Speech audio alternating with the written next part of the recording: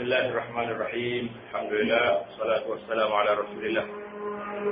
Nabiyyina Muhammad wa ala alihi wa sahbihi ajma'in, amma ba'd. Kita al-fiqh al-manhaji dalam bab sembahyang istisqa ataupun salatul istisqa. Makna sembahyang istisqa ialah sembahyang yang disyariatkan ketika hujan tidak turun dan mata air kekeringan. Mana kalau sebab kita ni tak istisqa dalam Taiwan ni. Punya hujan banyak, punya sungai ada. Tapi kalau kering, hujan tak turun. Macam mana nak buat? Kena?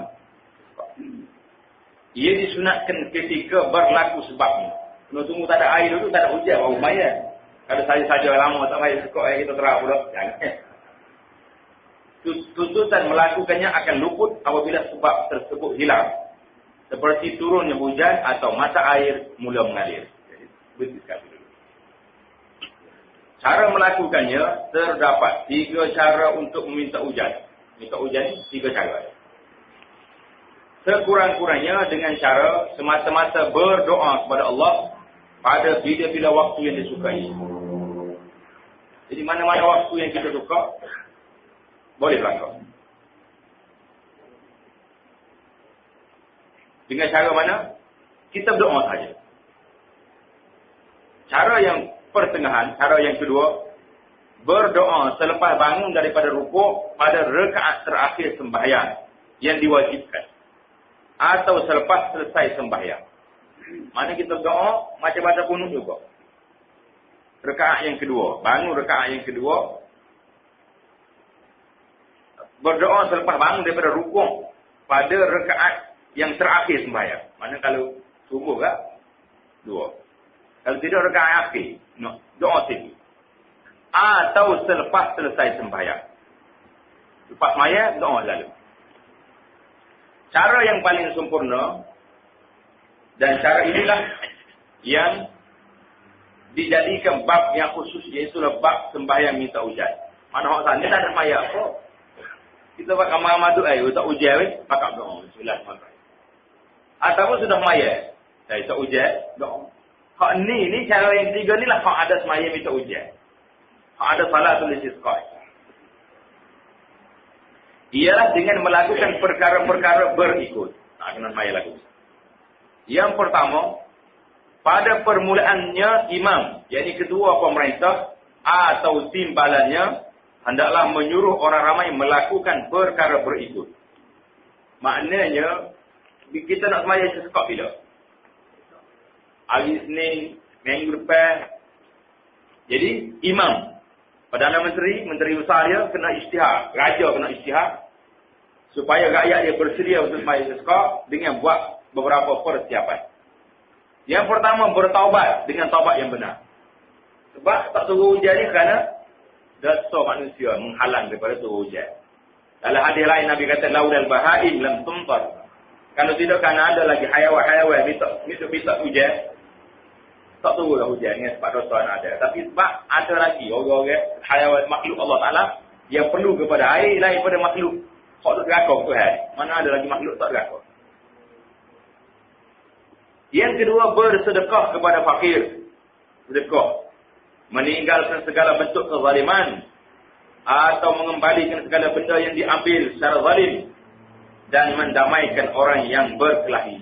Kena baiki orang dulu. Baiki dulu masyarakat ni. Baru nak bayar minta ujian. Baru ada harapan nak turun. Yang ketiga, berpuasa selama 4 hari berturut-turut. Jadi kena isytihar banyak hari lagi. Biar saya puasa dulu 4 hari berturut-turut. Barulah kita sembahyang istisqa. Mana harapan nak tu tinggi. Pasal itulah orang sekarang ni bila perlu kepada salah satu hajat, anak dia nak puasa, nak minta berapa, kita cara puasa, cara jamu. Jamu malam-malam, nak lain tu kena puasa. Masa semaya tu, barulah nampak kita tu tahu apa lebih. Tidak ada main perdana gitu. Semua perkara di atas sunat dilakukan kerana ia akan menjadi faktor, menjadi sebab kepada penerimaan doa oleh Allah Subhanahu Wa Taala, sebagaimana sabit dalam hadis-hadis yang sahih.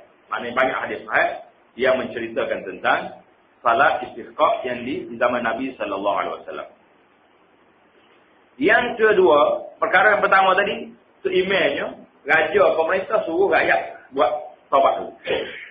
Yang kedua, imam ataupun ketua pemerintah keluar bersama-sama mereka, orang ramai. Pada hari keempat, dalam keadaan berpuasa. Memakai pakaian yang lama, yang sudah lusuh. Cari baju-baju yang lama pakai. Dalam keadaan khusyuk dan hina menuju ke padang yang luas. Mana hari itu tak boleh hari dengan polis lah, trafik lah ni. Lagi mari seskok ni, kalau yang orang juga mari, saya nampak muka juga, dia tak jadi lagi. Kena berjalan dalam keadaan sedih. Pasal baru nampak berajar. Kalau semua orang mari rumah kita, nak minta mari ada. Mari dengan janguk, dengan apa ni, poti hendak lagi.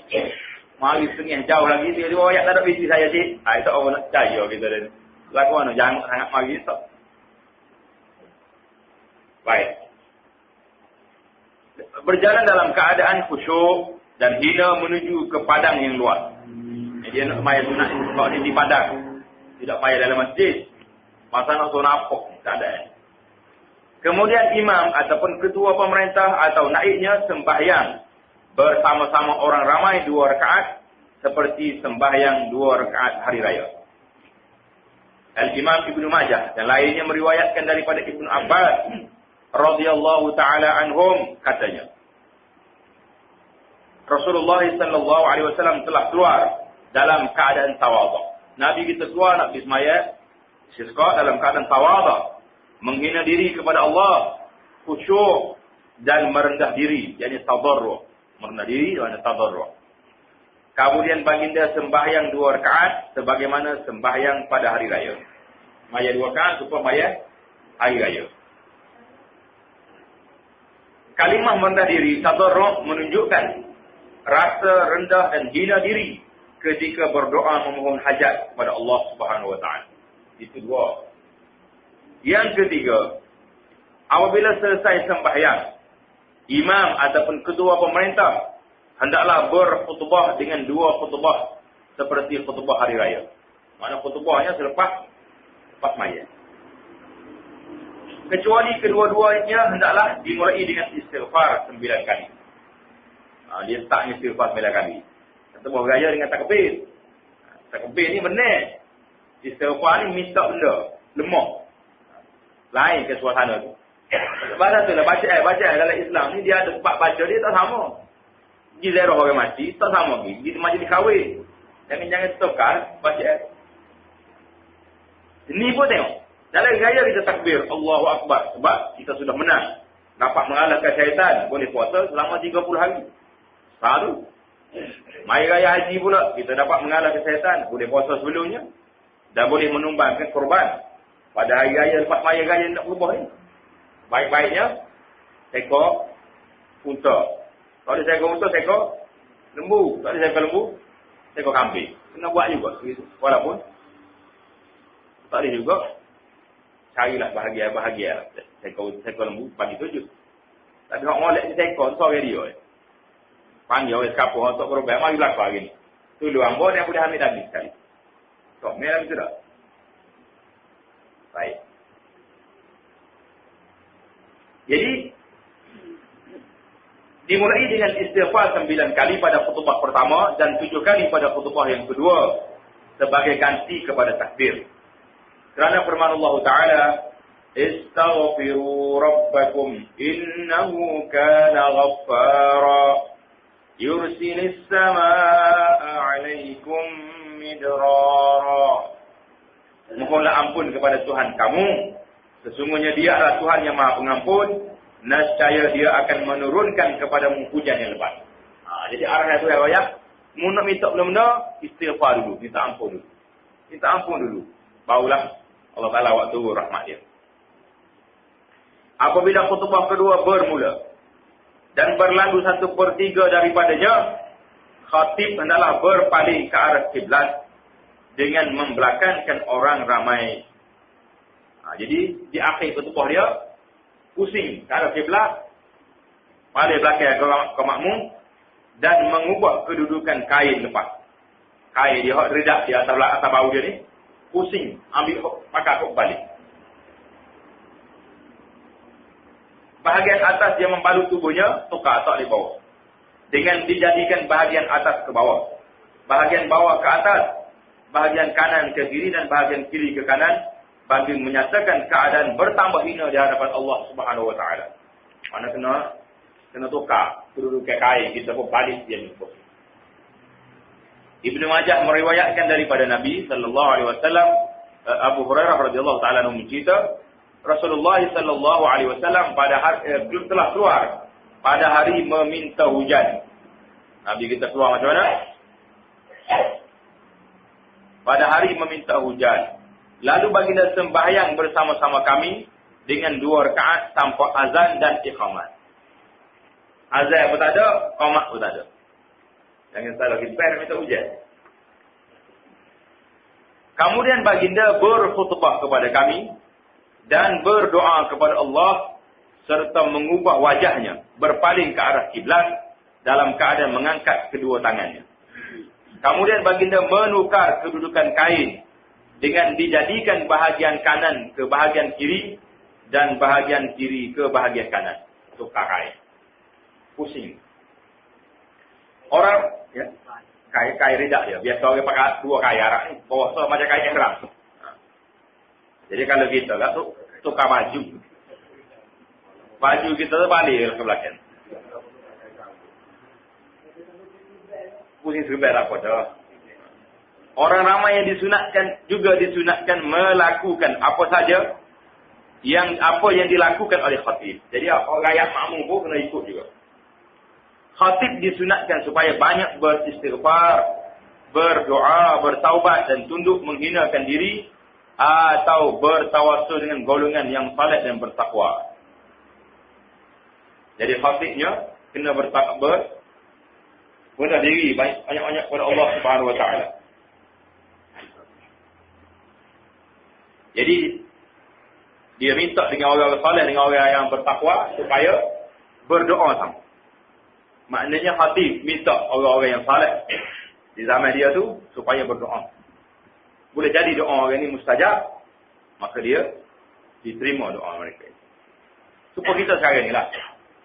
Sekarang ni kita tengah orang tu dia pandai. Pandai dah. Nak doa pandai tapi dia suruh orang lain tu lebih baik pada dia. Imam kau ustaz. Jadi minta tolong orang ni doa. Itu dia panggil bertawassul dengan orang-orang yang baik, minta supaya dia tolong doa untuk kita. Minta doa untuk kita. Ya tak bolehnya kita pergi minta tolong orang mati. Tak boleh. Tawassul lagi tu tak boleh. Pergi dekat kubur tak boleh. Yang hamba ni, mana ni. Anak-anak nak periksa ni tolong lah weh. Jangan sih minta orang kafir orang mati. Mana kita boleh tawassul dengan orang yang mati tu. Dengan tu imam, dengan tu guru, ustaz, tolong sikit. Jadi boleh.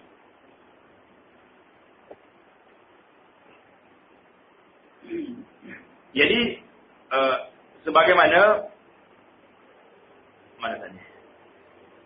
Bertawassul dengan golongan yang saleh yang bertakwa. Al-Imam Al-Bukhari meriwayatkan daripada Anas bahawa Umar Ibn Khattab radhiyallahu taala anhu apabila rakyat ditimpa kemarau di zaman Sayyidina Umar. Rakyat ditimpa kemarau di zaman Umar, dia telah berdoa minta hujan dengan bertawassul dengan Abbas bin Amr Salih. Jadi panggil Abbas mari sekali. Dalam doanya, ya Allah ya Tuhanku, sesungguhnya kami pernah bertawassul pada Engkau dengan Nabi kami. Maknanya kan zaman Nabi lah yang doa. Lalu Engkau turunkan hujan kepada kami. Dan sesungguhnya sekarang kami bertawassul kepada Engkau dengan bapa saudara Nabi kami. Maka turunlah hujan kepada kami. Mana kita anggap Pak sahabat Nabi ni orang yang rapat dengan Rasulullah sallallahu alaihi wasallam, biar dia ada sekali dengan kita, dia doa minta biar Allah Taala turun hujan. Jadi kita kena kukuh habislah. Tanya nak istisqa ni panggil lah orang soleh-soleh, orang jauh-jauh ni. Kalau dia tak cakap pun kok ni. Di tempat yang saya istisqa tu. Biar demo ni ada sekali. Duduk doa kepada Allah Subhanahu Taala. Kalau main puak wali-wali ni, main puak kita madan kan stick ada kita nak boleh. Anas berkata, kemudian hujan diturunkan kepada mereka. Lepas doa ni, turun kali hujan. Keempat, disunatkan membawa kanak-kanak kecil. Bawa budak-budak. Sebab budak ni tak berdosa. Biar apa kita tu berajak, ya Rabbi kalau aku berdosa, Kami nak tua-tua ni tak isi pasal mana ni. Banyak musiaknya, banyak gawa-gawa. Tapi budak ni nak air juga ni budak kecil. Kalau tak ada dosa ni, berajak pada air. Maka kalau tak situ kami pun tahu hak ni. Mana ada sebab lagi nak tahu pada anak-anak kita yang kecil. Orang-orang tua, kau ayu juga orang tua bigu lagi. Binatang-binatang ternakan. Kali-kali kambing-kambing yang sebab sini. Ni, kau pun tak dosa ni. Nak air juga ni. Kambing-kambing. Kerana musibah yang berlaku adalah menimpa mereka semua. Jadi musibah tak ada air, bukan orang tua saja kena. Orang tua kena dan binatang-binatang hayawan pun lapar juga. Dan ahli zimmi, orang-orang yang tidak Islam pun, mereka tidak seharusnya dilarang daripada menghadiri majlis tersebut. Ahli zimmah pun jangan lari kalau dia nak juga. Mungkin dia pun nak air juga buat ni. Antara doa Rasulullah sallallahu alaihi wasallam. Jadi Nabi kita ajar doanya. Dalam dia semaya istisqa ni doa dia berapa dia? Allahumma ij'alha suqya rahmah wa la taj'alha suqya 'azab wa la mahsin wa la bala'in wa la hadmin wa la gharqin. Allahumma 'ala adh-dhirab wal akam ومنابت الشجر وبطون الأودية اللهم حوالينا ولا علينا اللهم اسقنا غيثا مغيثا هنيئا مريئا مريعا سحا عاما غدقا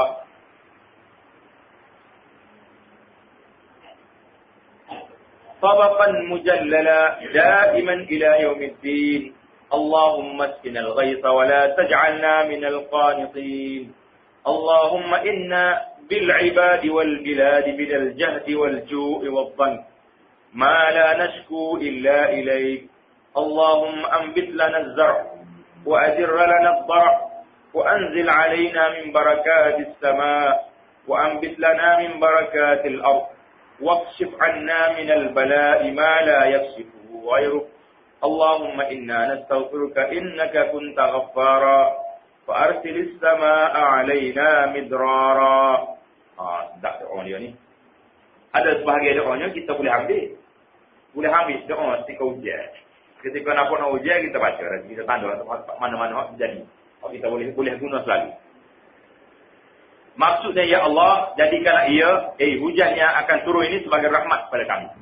Mana kalau kita tengok langit tu gelap, hujan, kita doa Allahumma ja'alha suqya rahmat. Hujan tu ni biar hujan rahmat. Janganlah kamu jadikan sebagai azab. Jangan tu azab ni. Kalau tu ayat ni, air ni azab, hanyut rumah lah, macam-macam benda, rutuh bangunan. Janganlah kamu jadikan ia sebagai azab, penghapus, bala, kehancuran dan banjir kepada kami. Ini kita boleh tahu. Bila hujan dua, kita boleh bakar. Minta Allah Ta'ala jadikan hujan tu hujan rahmat. Ya Allah, turunkanlah hujan ke atas bukit-bukit kecil, batu-batu, bukit-bukit kecil. Jadi minta hujan ni, jangan turun atas rumah. Utuhlah rumah tanah, jarak. Dia turun atas bukit. Pasal bila turun atas bukit, itulah taki air. Daripada bukit dia ketiga, mata-mata air akan mengalir. Batu-batu besar, tempat tumbuh pohon. Dan di perut-perut pelembahan, di celah, di wadi-wadi, di lembah. Ya Allah, turunkanlah ia di sekitar kami, bukan ke atas kami. Jadi kalau kita minta ujian biasa ni, dia turun sekitar kita nak ujian turun. Tapi jangan kena atas kapur kita ni, utuh habis bangunan. Jadi turun, minta. Kalau tengok ujian pelik, kita kata Allahumma suqya rahmah wala azab, Allahumma hawalaina wala alaina. Tu ayat itu. Ujian ni dia turun sekeliling kami, jangan turun atas kita. Jadi ayat ni, setengah orang ni kalau dia berajak lah, ada majlis-majlis nak buat gelap, kita boleh baca Allahumma hawalaina, tanda situ Allahumma hawalaina wala alaina. Jadi minta hawalaina, hujan dia dulu lah rahmat ni. Bukan asal tiba-tiba hujan, tapi biar pergi ke sekitar lain, kawasan lain, pergi dalam bukit. Jadi rumah kita nak bawah hari ni, biarnya selamat. Wala alaina, jangan tahu atas kita. Boleh. Tidak lagi tu hujan. Nabi kita pun dia tidak hujan dia turun, tapi dia turun atas bukit, atas kebun-kebun, Jangan ditipu atas bangunnya. Karena bangunnya dia tu bangunnya yang tidak kuat. Itu doa-doa Nabi ini yang kita boleh baca. Ya Allah, siramkanlah kami dengan hujan yang menyelamatkan kami dari kesusahan. Kita ujian oleh. Yang menyedapkan kami, yang menyubur dan membesarkan tanaman. Juga hujan yang menembusi tanah yang banyak dan menyeluruh serta berterusan hingga hari kiamat. Ya Allah, siramkanlah kami dengan hujan dan janganlah engkau menjadikan kami terdiri daripada golongan yang berputus asa. Ya Allah, sungguhnya hamba-hambamu dan negeri ini sedang menghadapi kesusahan, kelaparan dan kesempitan yang kami tidak mengadu melainkan kepadamu. Oleh khusus untuk membayar sekolah. Kalau depan tadi tak apa, ujian mana-mana pun kita kata, sebab nak minta dia ni, jangan ujian azab.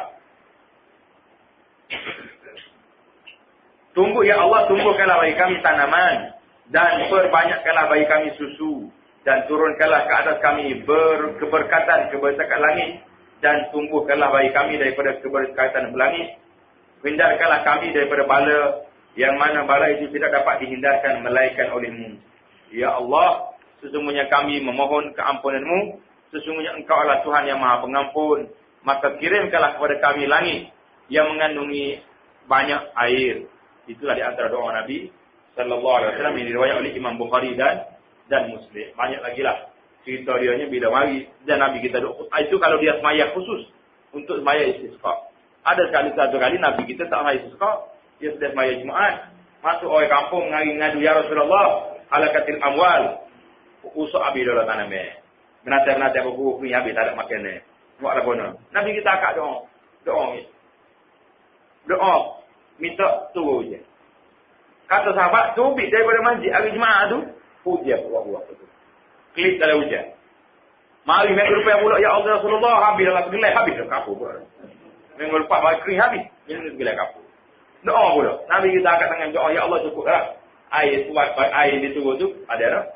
Sahabat kata, lepas main Jumaat tu, ada apa, ni enggak payu juga. Kalau buat payu, suruh lagi. Nah, yang doa Rasulullah sallallahu alaihi wasallam dimakbulkan oleh Allah Subhanahu wa taala. Jadi habislah kita dalam bab sembahyang istisqa. Jadi kita akan masuk dalam bab sembahyang hukum jenazah. Hukum jenazah ni bukan sembahyang saja ni. Dia start daripada perjalanan lagi. Perjalanan nak pergi kubur nak pergi mana-mana tu sampailah ke akhirnya. Insya-Allah taala kita akan sambung setakat mana yang sempat. Yang tempat tu kita akan sambung minggu berikutnya insya-Allah taala.